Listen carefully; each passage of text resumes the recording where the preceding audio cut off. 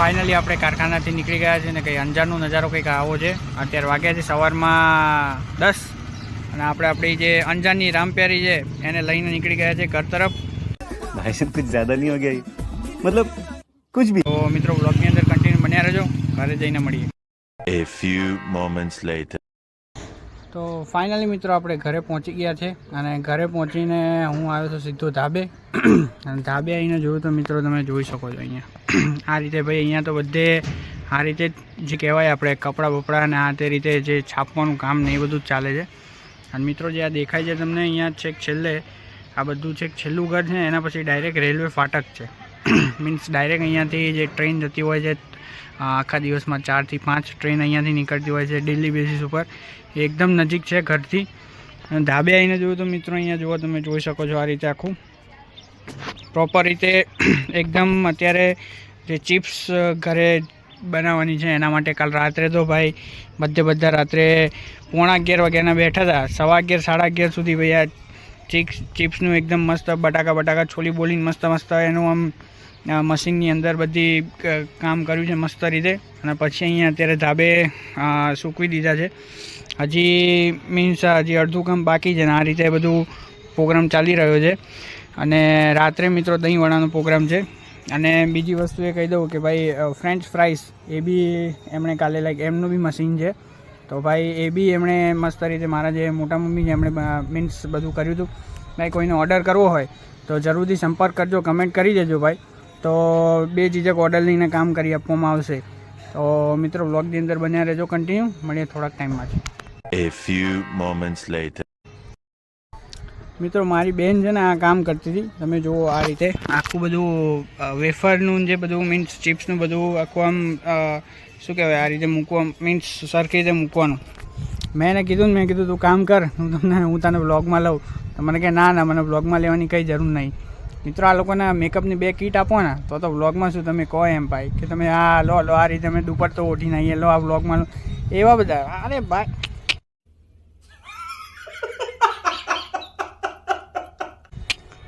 ના ભાઈ ના, ગોબા ઉપડી જશે ભાઈ.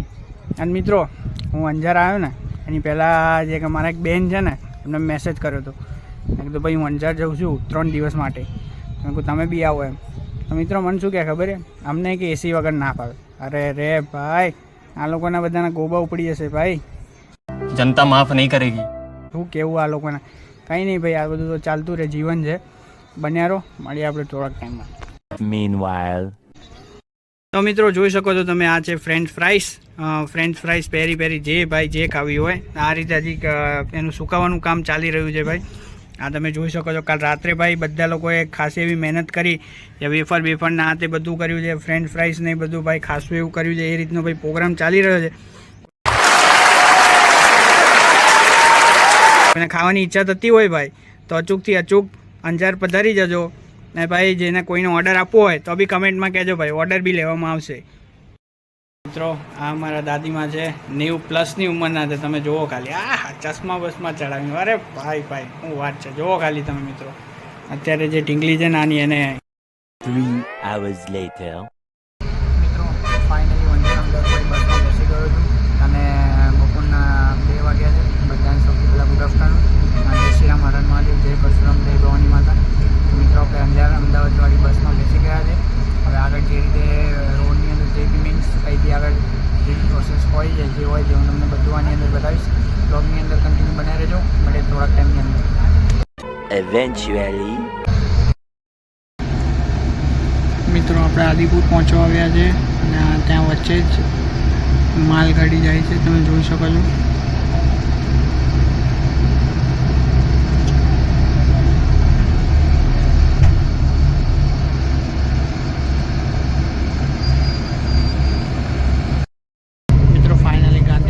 પહોંચી ગયા છે આપણે, તમે જોઈ શકો છો આ બધા સીન્સ ગાંધીધામના.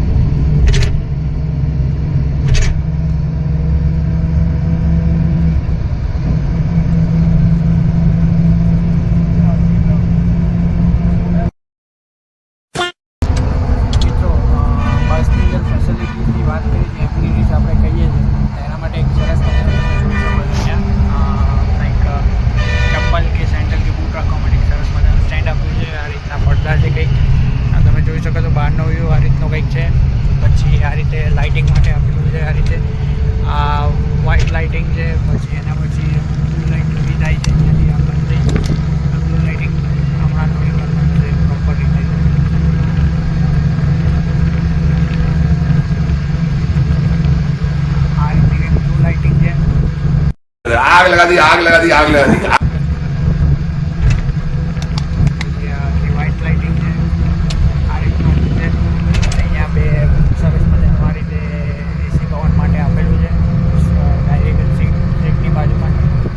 આની પહેલાંની જે વસ્તુ હોય તે સામેની સાઈડ પર મીન્સ અહીંયા ખાલી અહીંયા જ્યાં તમે સૂતા હોય ત્યાં જ છે. અને કર્ટન્સ મીન્સ બંધ કરવા માટેના છે. અને એના પછી આ રીતે બેસવા માટેનું અહીંયા આટલું થોડુંક આપેલું છે. સૂવા માટે આ રીતનું છે આખું. આ રીતે સીટ છે પ્રોપર રીતે. તો ભાઈ બસ તે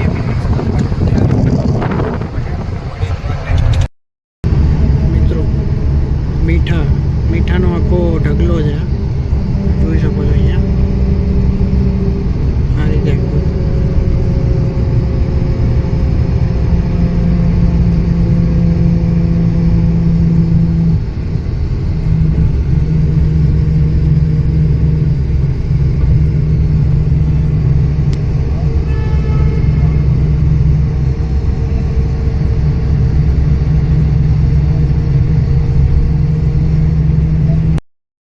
મિત્રો ફાઇનલી ભચાઉ પહોંચી ગયા છે આપણે. ભચાઉ તમે જોઈ શકો છો આ મેન હાઈવે છે.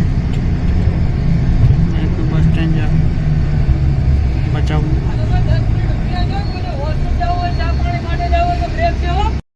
મિત્રો ફાઇનલી આપણે ભચાઉ પહોંચી ગયા છે. આ જોઈ શકો છો ભચાઉનું બસ સ્ટેન્ડ આ રીતનું કંઈક છે.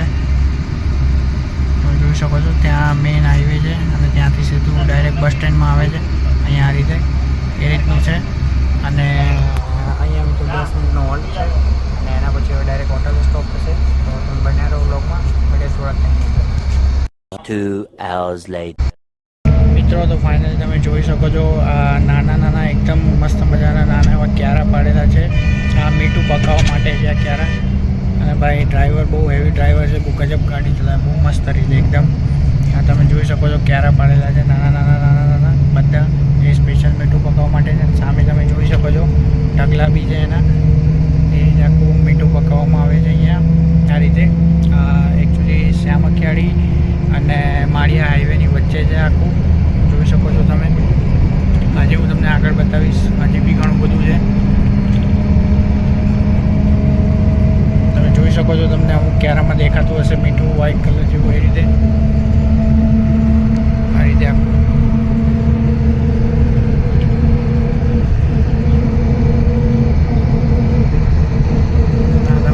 ઢગલા જોઈ શકો છો મિત્રો. આ રીતે આખા મીઠાના ઢગલા છે.